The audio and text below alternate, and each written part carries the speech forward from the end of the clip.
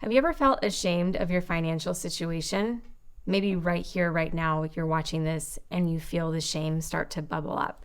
Clients get on a call with me because they want to fix their finances. What comes with wanting to fix their finances is wanting to work through the shame or guilt or fear that they have surrounding their finances. Today in this video, I'm going to talk to you about how financial shame happens and what you can do about it. Keep watching. I know that this is going to be super helpful for you. First, I want to start by explaining what money shame is. One explanation of shame, this is actually the dictionary's definition of shame, is it's a painful feeling of humiliation and distress caused by the consciousness of wrong or foolish behavior. When people come to me, it's typically from a feeling that they're doing something wrong. And so many people never really learned the right thing to do with money or how to handle money. No one ever taught them what to do with money. Maybe that's you. And so it all feels wrong. Maybe you have debt or you have something that doesn't feel like it's the right thing to be in right now. I know when going through my divorce, I felt a ton of shame with where I was at in my life, not just financially. Shame happens for a lot of different reasons. But here's one thing that you must know when it comes to financial shame. It is not a natural way of being when it comes to your money. Maybe it's all you know.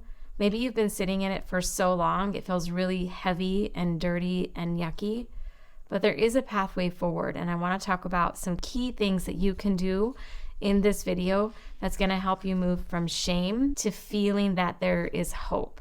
If all we can do in this video is help you move from shame and feeling like there's hope for you financially, then I've done my job as your coach in this video. Brené Brown describes vulnerability as uncertainty, risk, and emotional exposure. The shame that you have about your finances is actually keeping you from the one thing that's going to help you heal the most, and that's the vulnerability of sharing with somebody. Even just having the opportunity and ability to talk to yourself and be honest with yourself about what's really going on. I will tell you that financial shame has nothing to do with a number in your bank account. You could have $10 in your bank account right now, or you could have $10 million in your bank account right now, and you could feel as equally ashamed about your financial situation. Because of that definition, you have a belief that something is wrong, something is off. If you didn't grow up around a lot of money, here's how that could look or feel. You didn't grow up around a lot of money, and all of a sudden, not all of a sudden, this doesn't happen overnight, but you look up and you've got 10 million, or you have a real estate portfolio and you've been working really hard to obtain this wealth, but because you didn't grow up around a lot of money, maybe you have shame or guilt around your financial situation. You hear professional athletes actually talk about this all the time because they came into wealth. They worked their asses off for it, number one, but they come into wealth and they feel ashamed of where they're at because they look back and they see their family that's in a totally different situation. For that person, it can be just as hard to be vulnerable about what's really going on. I know for me, I grew up in a household where we were to be grateful for everything it is that we had. We needed to be grateful for everything that came our way. And so I always felt ashamed of my financial situation, good or bad, because if I wasn't being grateful, there was something wrong. That's how it turned out for me. The question is, where did it start for you? Before I do that, let's talk about how it's showing up in your life today. It could be that you're isolating yourself, you're not talking to anybody. And I know that as a coach, most people get on the phone with me and they disclose that no one else in their life understands or knows what they're really dealing with on a daily basis when it comes to their financial shame. So you're not alone there, but that feeling of isolation goes directly into your shame or your guilt you have about what's going on financially, whatever that is for you. You can isolate. People can drink. Maybe you're drinking more to try to cover up for the stress that you feel. Anger outbursts. Overall, just not wanting to talk about things, shutting down and closing yourself off. That could be with a partner, that could be with friends. Socially, maybe you're not going out as much. There's lots of ways that shame shows up.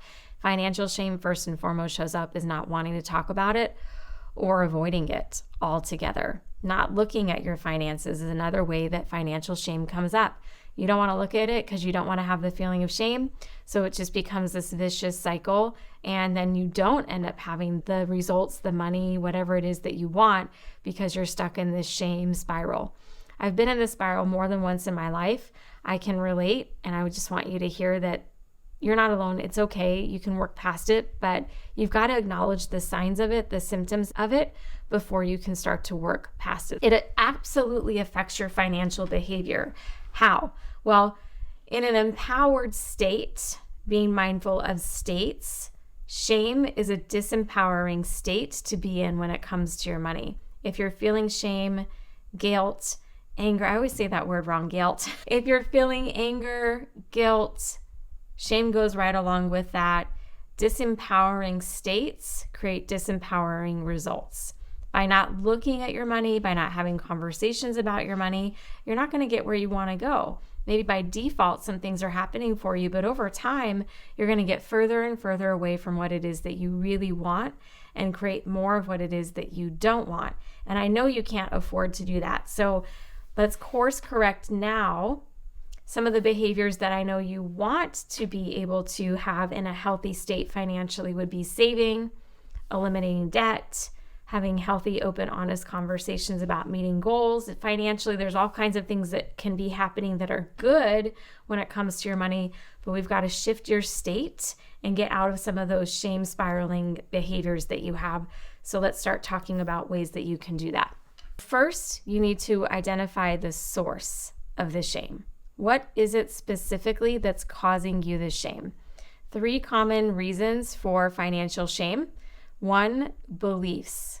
And right along that with beliefs come family. Most of my clients that I work with will come to me because there's something going on in the family dynamic, or it's always our relationship with ourselves, but there's a family dynamic going on, whether it's from your past or currently.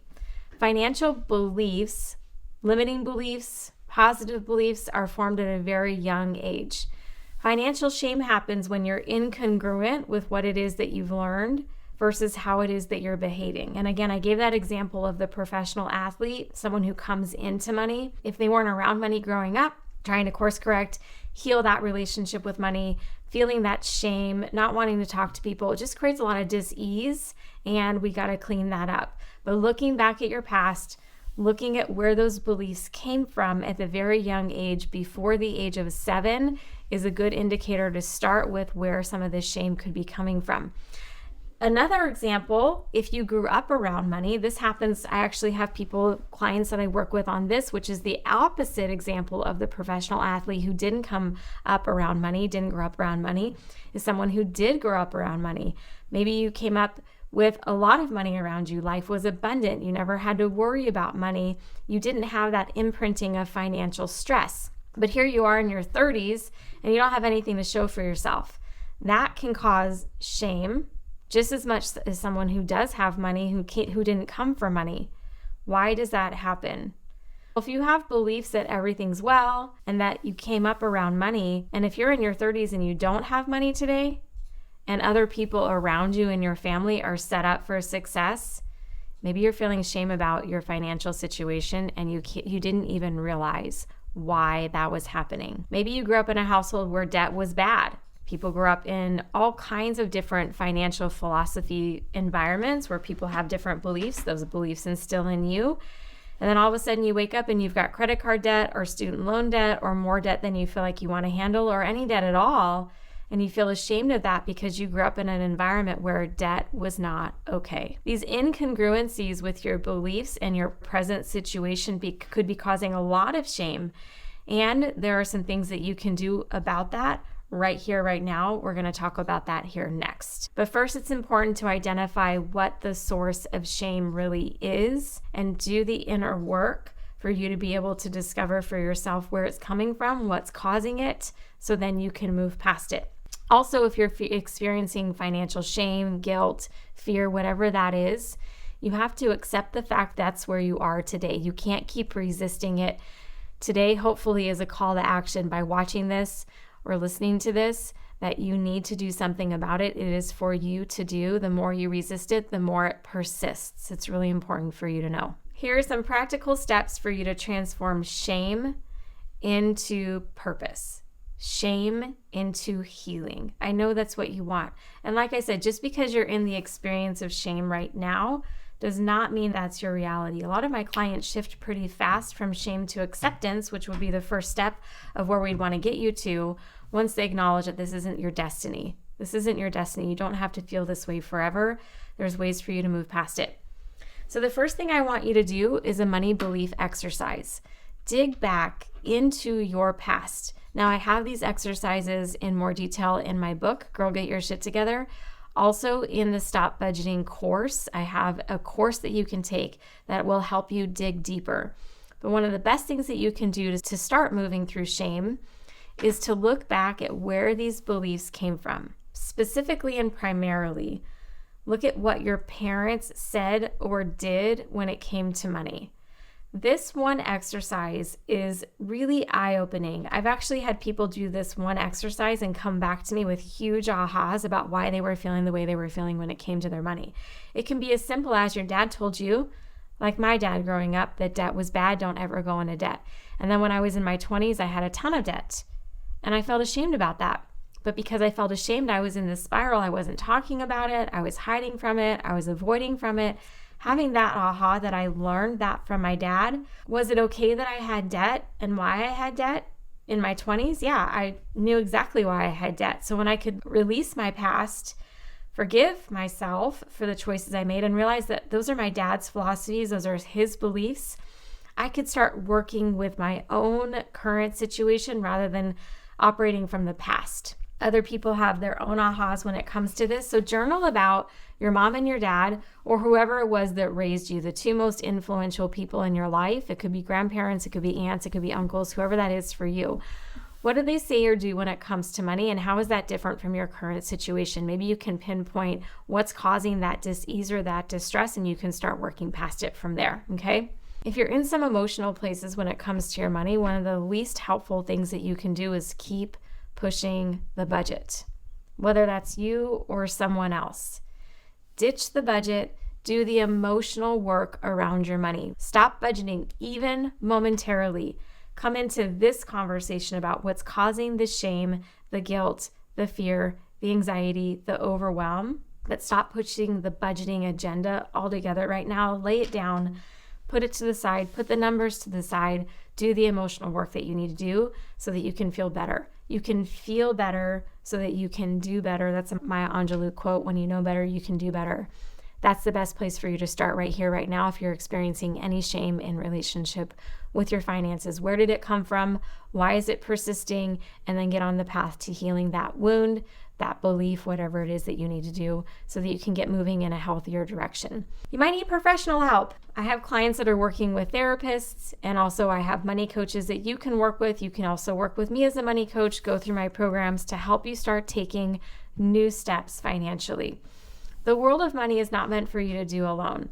My money personalities walk through each of the strengths and weaknesses of the different money personalities. Get to know who you are when it comes to money. If you're a saver and you're truly a saver, but you're operating as a spender, that could be causing shame and guilt. If you're a giver and that's authentically who you are, but you're locked up into hoarding your money as a saver, we can open that conversation up and get you into your own path financially. Getting professional help is one of the best ways for you to unlock your blind spots financially. Even just by talking about it, my clients have huge ahas when they get on the call with me because they actually are finally talking to somebody about how they feel, which can help you get moving forward emotionally with your money so that you can get on track with the results that it is that you want financially. So doing a beliefs exercise, understanding where your beliefs come from, ditching the budget even temporarily to do the more emotional work when it comes to your money, that would be really important right now. And getting help. Hire a coach. Work with a therapist. I have a lot of clients who take my courses, who read my books, who go right into therapy and do the work. They do the work of healing their emotional relationship with money. And if you're in a shameful conversation with your money, that is the best place for you to start today. Now that you know how to start transforming your relationship with money, this next video right here is really going to help you in taking it to the next level. Also, make sure you subscribe to my channel so you'll never miss a new video that comes out. And I'm super excited you're here.